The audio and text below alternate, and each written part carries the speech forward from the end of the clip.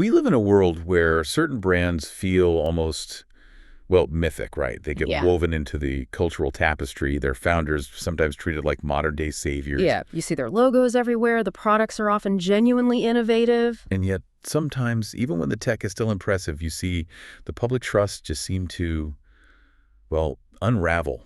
Yeah. Almost overnight, it feels like. It's that sudden shift, that feeling of disorientation you get, even when the actual products are still there. It really points to the fact that a brand is so much more than just its stuff. Absolutely. And that rapid, very public unraveling is precisely what we're diving into today. We're unpacking a really intriguing new book. It's called How to Destroy a Brand, The Collapse of Elon Musk and the Rise of Conscious Systems. Yeah, it's a fascinating source. Written by José Julio Córdova Jaramillo, who goes by Jota, and it was written in collaboration with an AI called Onto. Onto, right. And the book uses this approach they call ontosynclecticist logic, basically. It means they're drawing insights and looking for patterns from really different fields. Think urbanism, ecology, systems theory, applying all that to analyze how brands behave. Right, so definitely not your standard business book. And it's really important to get the approach here. This isn't meant to be like a sensational takedown just for clicks. No, not at all. The book uses Elon Musk's whole ecosystem of brands, Tesla, SpaceX, TwitterX, Neuralink. The Boring Company uses them as this real-time, incredibly high-profile case study.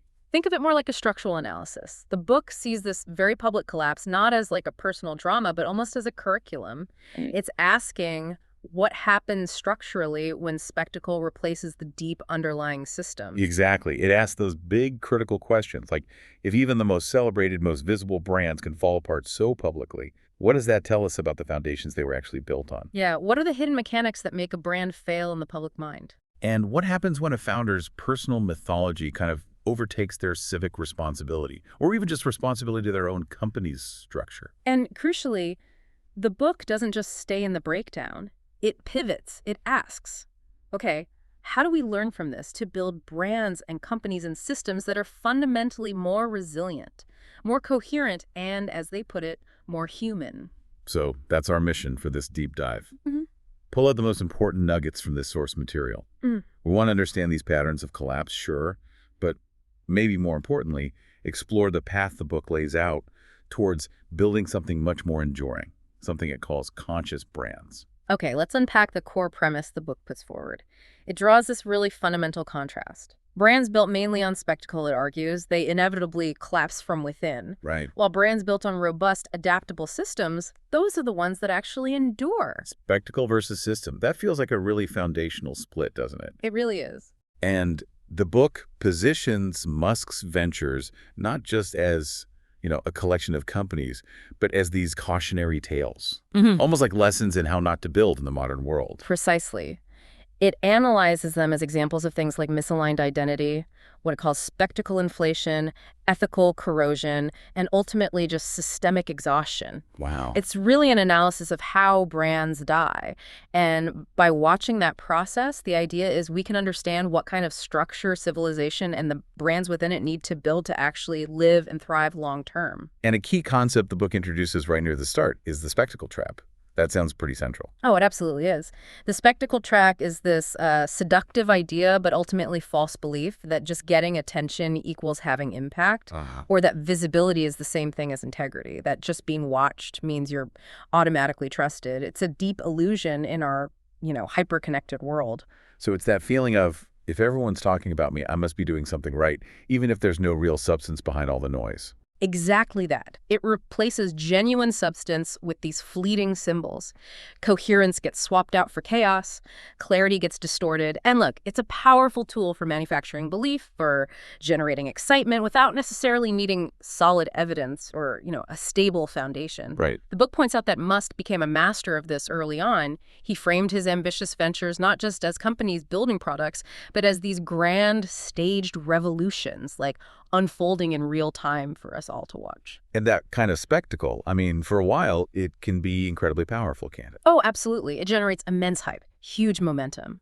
But the inherent problem, as the book highlights, is just how fragile it is. Right. Spectacle needs constant feeding. It needs new reveals, escalating claims. And when the underlying reality inevitably fails to keep pace with that narrative, when the cracks start showing, the spectacle doesn't just gently fade. Yeah. It can dramatically and very publicly collapse.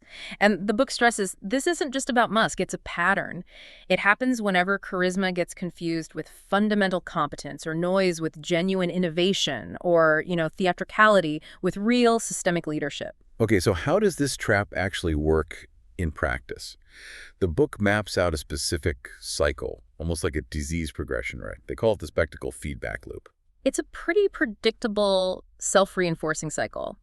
It kicks off with a stimulus, some bold, often provocative, maybe highly theatrical move that's designed purely to grab attention. Like Musk carrying that sink into Twitter HQ. Exactly. That's the example they use. Tweeting, let that sink in. It's designed for virality, right? Designed to dominate headlines. Okay, so you get that initial attention-grabbing move. What follows? That generates a massive surge. You see this huge spike in media attention, amplification all over social platforms. Followers engage like crazy, and there's this feeling of intense validation. Right. Short-term metrics might look amazing. Totally. Traffic, mentions, signups might spike dramatically. And inside the organization, this can feel like undeniable success, But it's attention built on just one moment, not necessarily on systemic health. Precisely. And that momentum then fuels narrative inflation. The story around the brand or the founder starts to grow uncontrollably. It expands way beyond the actual, often much slower, reality of the company's operations or the tech development. Promises escalate, expectations become totally unrealistic, and there's immense pressure to just keep the spectacle going. Marketing and PR can become completely disconnected from, say, the engineering teams or the product teams. So you're basically promising things much faster than you can possibly build them, just to keep that story alive. Exactly that. And that constant pressure to perform leads inevitably to overexposure. The brand is suddenly everywhere, but the messaging feels increasingly inconsistent, maybe even contradictory. The public, consumers, users, they start to feel a sense of manipulation or just fatigue. Yeah, you get tired hearing about it. Right. And stakeholders, employees, investors, partners, they start to question the coherence of the whole strategy. Internally, teams can lose focus completely. Priorities shift reactively based on whatever the public reaction is that day. And you just can't keep up that level of performance forever, can you? Yeah. At some point, reality has to push back. That's the external pushback phase. Criticism intensifies from media, from analysts. Regulatory bodies might launch investigations or issue warnings. Frustrated employees might start leaking information. And critically, cultural satire emerges.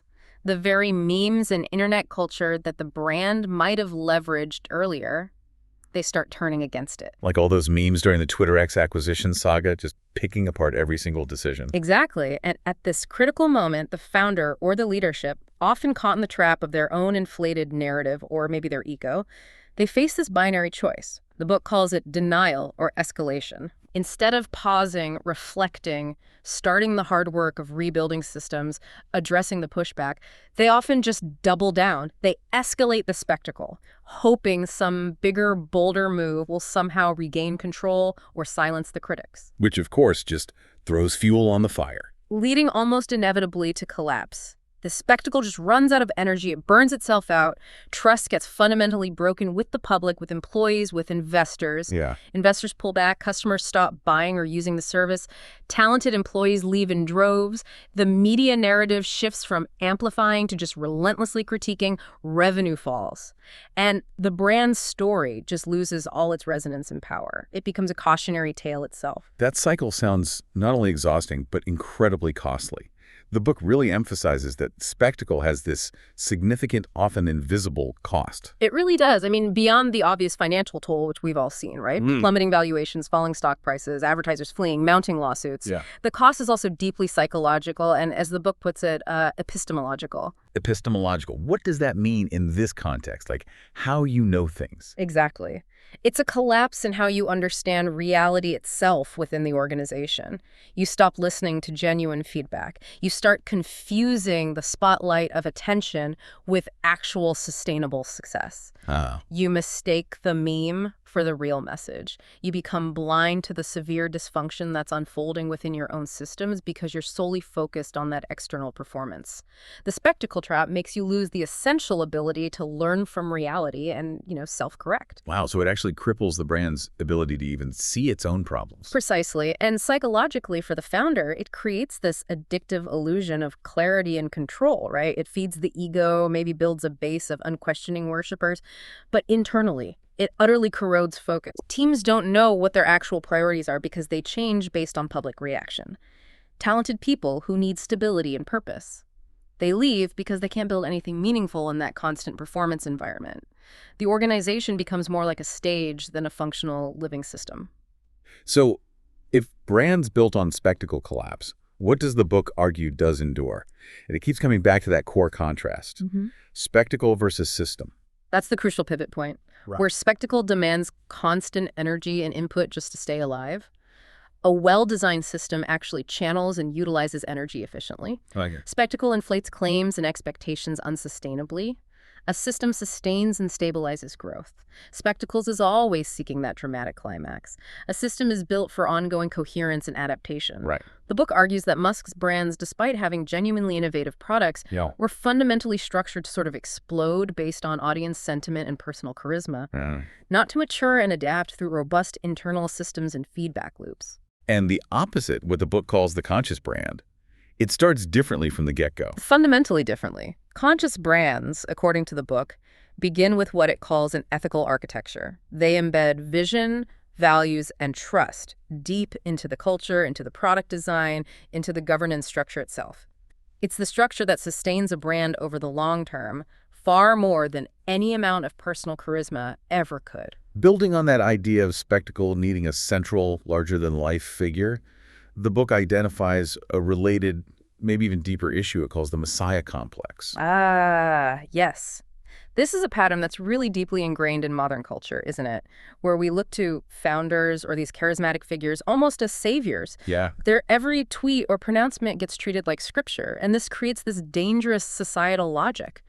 If this one person is going to solve the world's hardest problems or lead us to the future, well, then the rest of us don't really need to bother understanding the complex, messy systems involved. It simplifies everything, doesn't it? Puts all the burden and all the glory onto just one individual. And the Messiah brand sells more than just a product. It sells transformation, a new identity, maybe even a sense of participating in salvation through technology or disruption.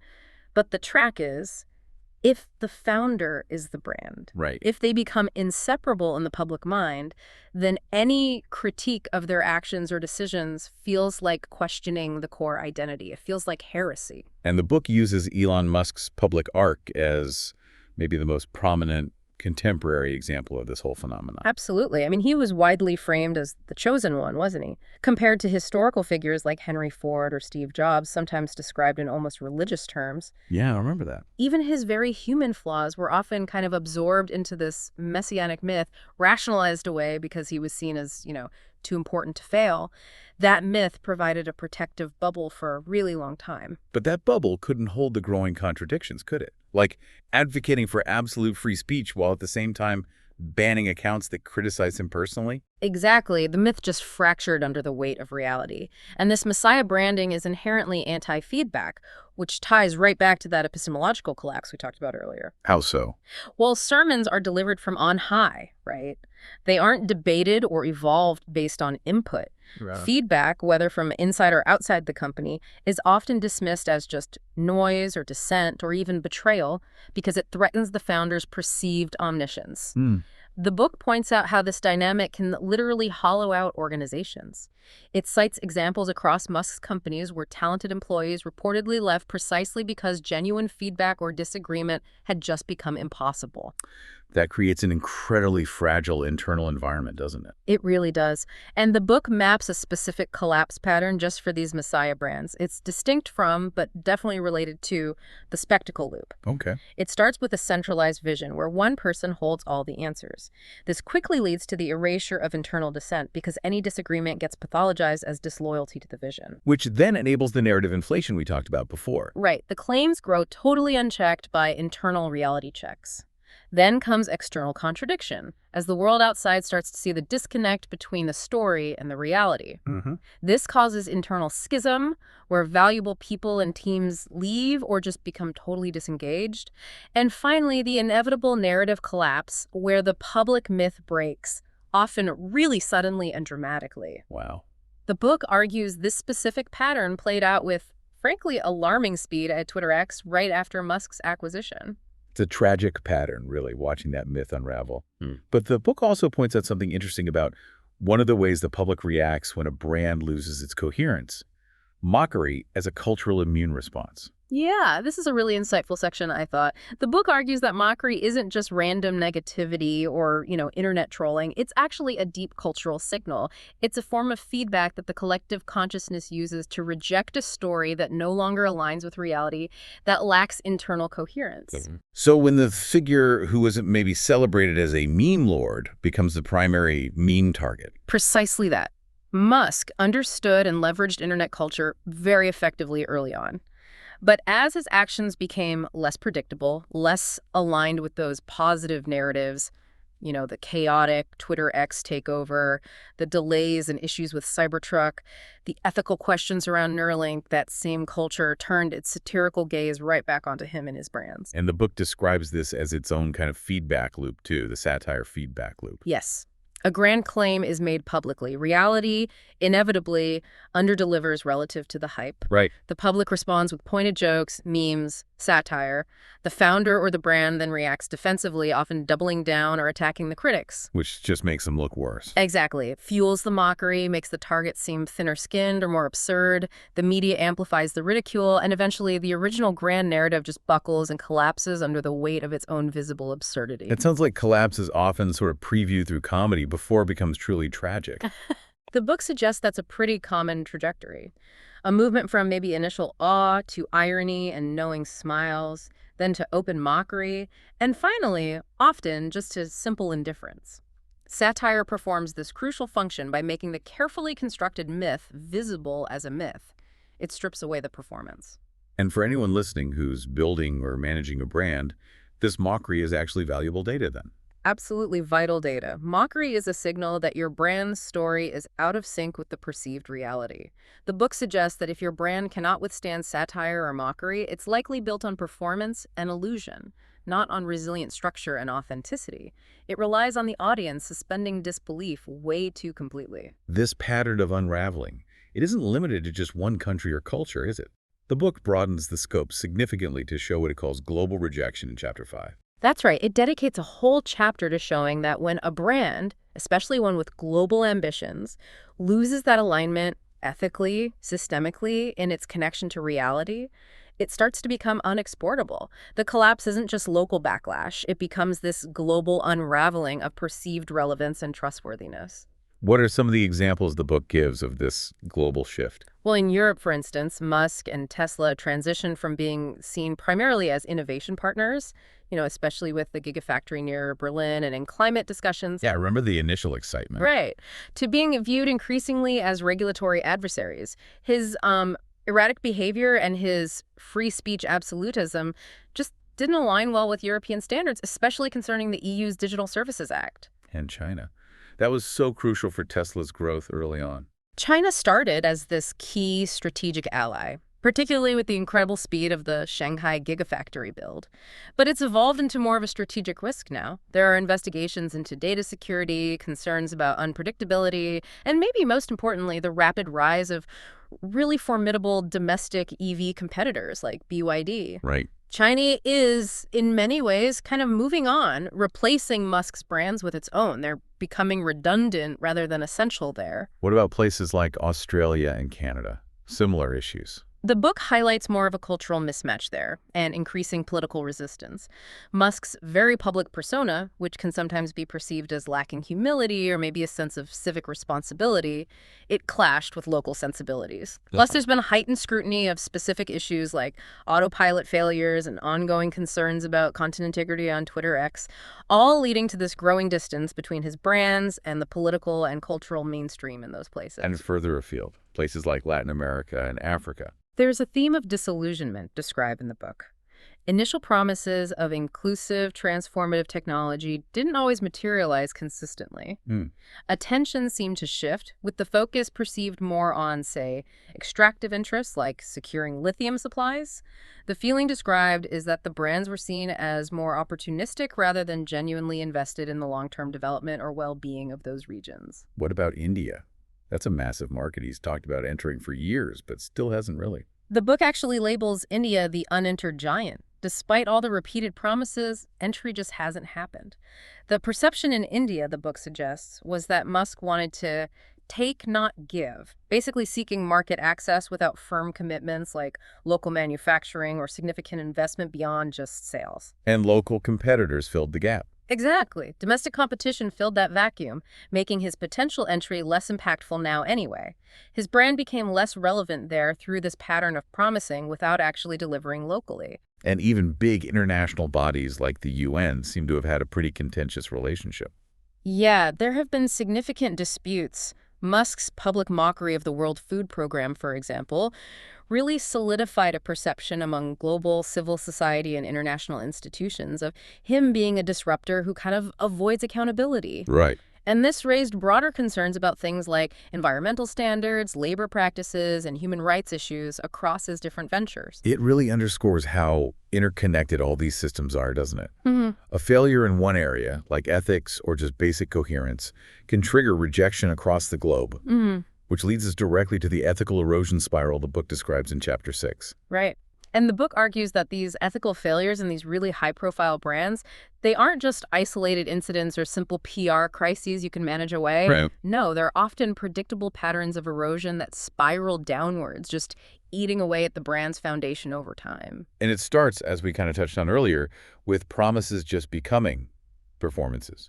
Exactly. That shift from genuine, maybe even sincere, albeit ambitious, visions like hitting specific deadlines for full self-driving or Mars colonization dates to these performative spectacles that are constantly missed or revised. Right. When a brand's core investment shifts to maintaining an illusion rather than upholding tangible integrity and accountability, well, that's when the ethical erosion really begins its descent. And how dissent is handled internally seems critical here, too. The book talks about abuse of power and retaliation. Yeah, that's identified as a major pattern. It cites various reports of alleged retaliation against employees who raised legitimate safety or ethical concerns, attempts to suppress whistleblowers, and efforts to fight unionization drives at places like Tesla, SpaceX, and X. In that kind of environment, integrity becomes seen as optional, maybe even risky. Truth-telling gets punished rather than rewarded. The Twitter X case study feels particularly relevant when you talk about disinformation and platform responsibility. Oh, absolutely. It's presented as this stark example of what the book calls algorithmic irresponsibility. The decisions to significantly reduce content moderation, reinstate previously banned accounts known for spreading harmful content, and the alleged algorithmic amplification of conspiracy theories and hyper-partisan stuff. That led directly to a collapse in user trust and advertiser confidence. Hate speech and misinformation reportedly flourished. The ethical erosion wasn't just at the leadership level, it permeated the very infrastructure of the platform itself. And even companies that are often seen as environmentally friendly, like Tesla, aren't exempt from this kind of ethical erosion. The book points to environmental contradictions even within Tesla, citing concerns about things like gigafactory water usage or potential pollution issues. And at SpaceX, where Starship test launches have caused significant environmental damage and faced questions about compliance with environmental reviews. Right. Even Starlink, with its sheer number of satellites, raises concerns about obstructing astronomical observation. It shows how performative brands might use environmental values almost as a shield, while lacking that deep structural commitment. And all of this seems enabled by what the book calls ethical posturing without structure. Like saying the right things but not building the systems. Precisely. The absence of things like independent ethics boards, robust compliance systems, or transparent governance structures. Decisions about critically important ethical issues get centralized around one person's impulses or reactions, which is the direct antithesis of what the book calls conscious brand design. It sounds like things that would absolutely ruin another brand's reputation or maybe another CEO's career become almost normalized within this dynamic over time. That's the really scary end result. The normalization of the unethical. The acceptable threshold for questionable behavior just keeps moving lower and lower. The brand starts operating in this kind of moral vacuum, detached from societal expectations or even basic responsibility. And this steady ethical erosion often gets disguised and defended as just bold disruption or fighting against status quo. Okay, so we've spent a good amount of time mapping out these patterns of collapse, which is really the first big part of the book. But the book doesn't just leave you there in the wreckage, does it? It transitions to the second part, what it calls the creation layer. Yes, exactly. Moving from diagnosing what causes collapse to actually exploring how to build something inherently better, what it terms conscious brands. So what exactly is a conscious brand, according to this book's framework? It's not just woke marketing or slapping some values on a website, is it? Absolutely not, and the book is very, very clear on that distinction. It's defined not by its marketing slogans, but by its actual behavior. A conscious brand behaves more like a civic system. It acknowledges the ethical weight and the responsibility that comes with having attention. It's built to self-correct based on feedback. It aims to create surplus value for everyone involved, not just extract it. And it generates deeper meaning for its stakeholders. It's about integrating ideas from fields like systems thinking, herbalism, economics, narrative design, embedding structure and values deep down, rather than just applying some kind of surface-level template. It's really about building something alive and resilient. And key to that is a philosophy the book calls anti-spectacle branding, which is in Chapter 9. This is the practical design and communication philosophy that underpins it. It's rooted in things like clarity, humility, and a deep understanding of systems. It's an explicit refusal to build a brand by monetizing distortion or manufacturing hype. Right. The goal is integrity, consistency, and genuine impact, without that addictive need for constant attention or performance. So it's basically the direct opposite of the mystery, the hyperbole, the emotional volatility, and the constant overpromising that characterized those spectacle brands we talked about. Exactly. Spectacle creates inherent fragility. Anti-spectacle branding is designed specifically to build resilience right from the ground up. Its core pillars are things like prioritizing system over celebrity, truth over theater, focusing on evolution over disruption, which is interesting, valuing impact over image, and cultivating depth over drama. It sounds like it's less about how you talk about the brand and much more about how you actually build and operate it day to day. Precisely. The brand's website, for example, isn't just a marketing page. It's designed as a map of its values and its structure. Social media isn't a performance stage. It's more like a window into the company's process and principles. Metrics aren't just about viral reach. They measure patterns of internal and external alignment. Clarity becomes the brand's superpower. The book gives examples like Patagonia's long-term focus on ecological reality over just growth for growth's sake. Right, a classic example. Dragon, the Spanish cooperative, with its worker-owned systemic design. Basecamp, focusing on simplicity and actively avoiding hype. Or Signal, the messaging app, committing to privacy tech built with transparency, not fanfare. These are brands that seem to resist the easy shortcuts, right? That pressure to just go viral at all costs. It must require deep discipline. It really does. It means consciously abandoning the chase for fleeting virality and focusing instead on internal coherence and consistency. And the book argues that this deep discipline is what builds resilience. It allows brands to survive external shocks, and it fosters steady, trust-based growth over time. It's presented as a potential path to restoring genuine trust in commerce and institutions. The book also suggests that building these conscious brands requires interrogating the larger economic system they operate within. It introduces this concept of the CSES, the Conscious Scientific Economic System. That's Chapter 10. Yeah, this is a crucial layer. The book basically argues you can't fully build conscious brands if they're stuck inside an economic system that fundamentally rewards spectacle and extraction above all else. Right, the system itself encourages bad behavior. Kind of, yeah. So CSES is presented as this potential regenerative framework. It's designed for creating ethical, sustainable, and more decentralized value. While Musk's brands were nested within, and often really exploited, that extractive spectacle logic. You know, the ESG contradictions, the brutal testing regimes versus claims of healing, leveraging platform chaos for ad revenue, tendencies towards monopolization. CSES is designed to be the opposite. So flipping those assumptions on their head. Exactly. It aims to align finance with ethics, invest in the health of entire ecosystems, not just the company, encode ethical principles directly into operations and even the technology itself, and integrate that alignment across all layers of value creation. So it flips assumptions like, Seeing attention as a profound responsibility, not just a metric to maximize. Understanding growth as an emergent quality of a healthy system, not some mandated target you hit at all costs. And viewing leadership as a distributed function rather than something centralized in a single genius figure. The core point is, even the most genius branding can't ultimately save an unconscious system. in Conscious Towns in Chapter 11, take this idea of integrated systems even further, right? Embedding the brand literally in the physical or digital environment. That's presented as the ultimate manifestation of a truly living brand. It's not just a logo or a campaign anymore. They are conceived as places, communities, environments where the brand's values and systems are tangible, where they're co-designed with local impact and civic value right from the start. Okay. The book contrasts this directly with Musk's brands, which often seem disconnected from, or sometimes even actively harmful to, local ecosystems facing protests, reports of negative community impact, that sort of thing. So conscious towns are where the brand systems are actually embodied, made real. Exactly. The values become tangible in the infrastructure, in the local relationships, in the way decisions are made. It's about decentralized intelligence and building, as the book calls them, habitats of ethics, not just factories of spectacle. And the book notes why Musk's model couldn't really build these stupel. His focus was always on massive scale and spectacle, not on deep community integration.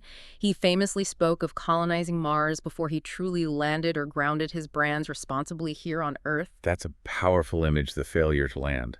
So instead of that linear hype curve we see with spectacle brands, the one that it inevitably collapses, conscious brands evolve differently. In a spiral. That's Chapter 12. Yes, the conscious brand spiral. It's presented as this non-linear, iterative process of evolution.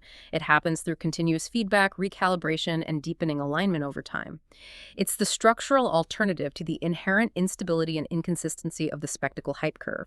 Right. Each turn of the spiral adds resilience and builds trust organically, much like the growth rings of a tree. It's a slower, steadier, deeper process. And it moves through specific phases like essence alignment, civic listening, prototyping in public, feedback integration, systemic embodiment, those kinds of things. Precisely. Those phases represent layers of building trust and resilience. And the key principle throughout is that growth is paced by integration and alignment.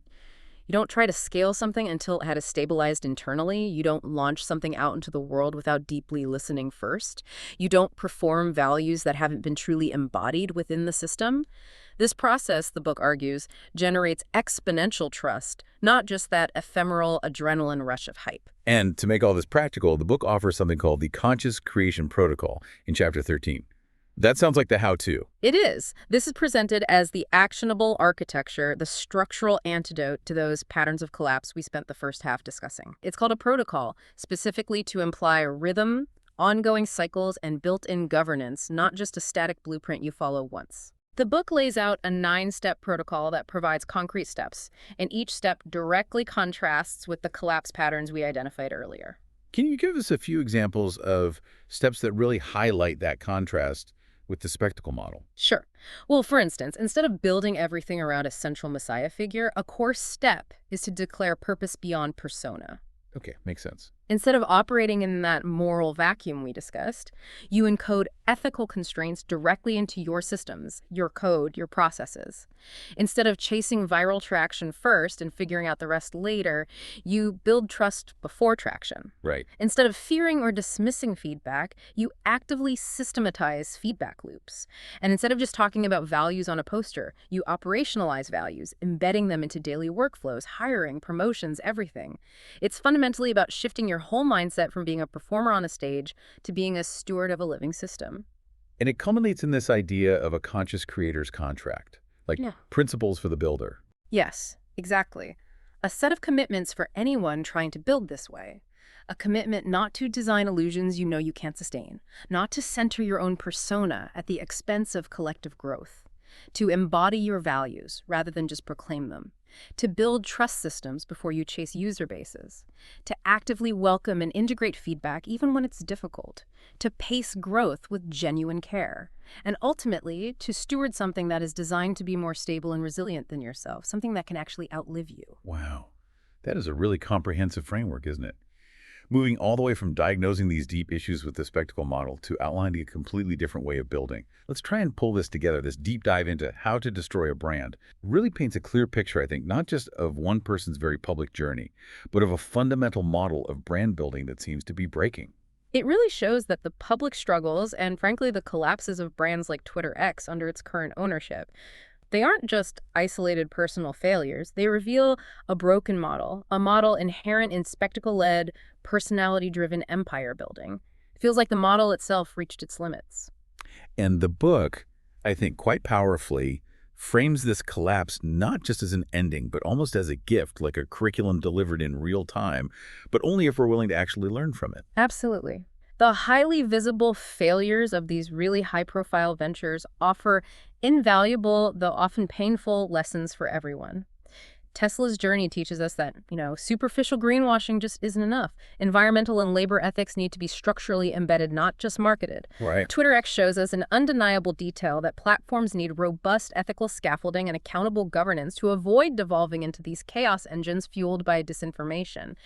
Neuralink's challenges highlight that cutting-edge science requires profound integrity and rigorous process, not just spectacle and hype. And the broader ecosystem just shows us that technology has to deeply integrate civic and planetary ethics right from the ground up, not as an afterthought. These aren't just news stories playing out. They are, as the book puts it, almost like textbooks for anyone listening who's looking to build something meaningful in the future. It feels like an urgent invitation, really, to shift our focus, our energy, our resources from building around individual egos to cultivating resilient, interconnected ecosystems, to build brands and companies and institutions that are fundamentally deeper, truer, and more whole. Because, as the book argues so strongly, the sheer weight and complexity of the future just cannot be successfully held by one person, no matter how brilliant or ambitious they might be, without eventually fracturing under that pressure. Conscious architecture building systems that are inherently ethical, accountable, and resilient. It isn't some nice-to-have luxury anymore.